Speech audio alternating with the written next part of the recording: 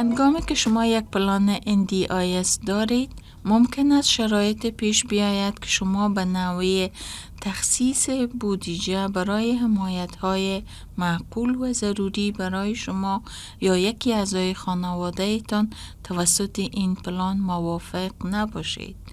یا ممکن است با مقدار واقعی بودجه‌ای که دریافت کرده اید موافق نباشید.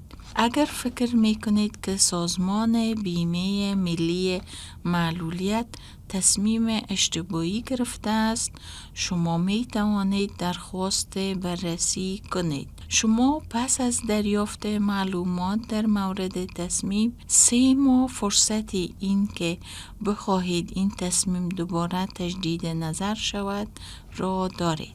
اگر تجدید نظر می خواهید، ابتدا باید با هماهنگ کننده منطقه محلی یا نهاد همکار خدمات زودهنگام طفولیتتان تماس بگیرید تا با شما ملاقات کند و معلومات بیشتری به شما بدهد. معلومات تماس آنها در صفحه اول پلان NDIS شما می باشد. همچنان شما می توانید از طریق شماره تلفن 1-800-800-110 با NDIS تماس بگیرید. اگر برای برقراری تماس به ترجمان دری نیاز دارید، اول با تیس نشنال از طریق شماره 131-450 تماس بگیرید و آنها می توانند شما را در زنگ زدن به NDIS کمک نماید. هنگامی که شما نتیجه تجدید نظر را دریافت کردید، اگر هنوز از نتیجه راضی نیستید، شما می توانید برای تجدید نظر مستقل در دادگاه تجدید نظر اداری یا AAT درخواست دهید.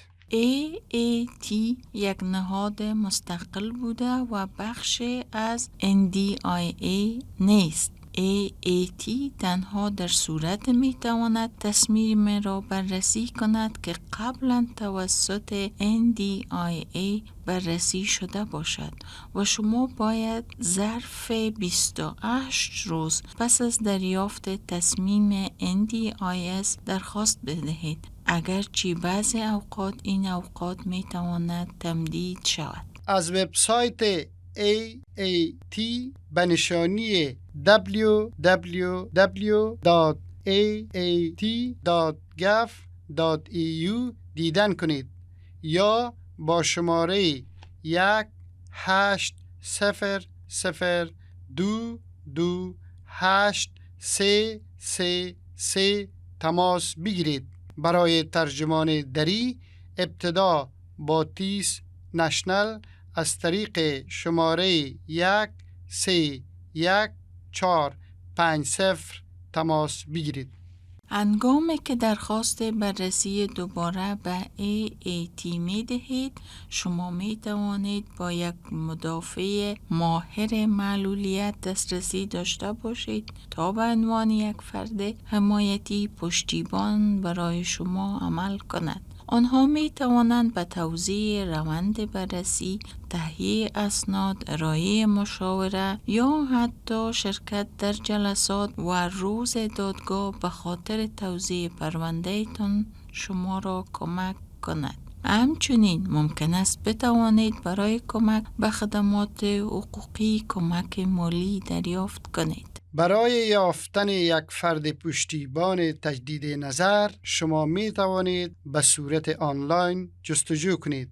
www.dss.gov.eu/ndis-appeals. همچنان شما می توانید از انجمن حمایت از معلولیت چند فرهنگی NSW-MDAA در مورد حمایت قابل دسترس پشتیبانی برایتان معلومات بیشتر به دست بیاورید. تلفن 1-800-629-072. وبسایت www.mdaa.org.au. در ویکتوریا شما می توانید با نهاد Action on Disability within Ethnic Communities ADEC که یک سازمان مستقر در ملبورن است و خدمات حمایتی را ارائه می دهد تماس بگیرید. تلفن 039480700، وبسایت www.adec.org.au.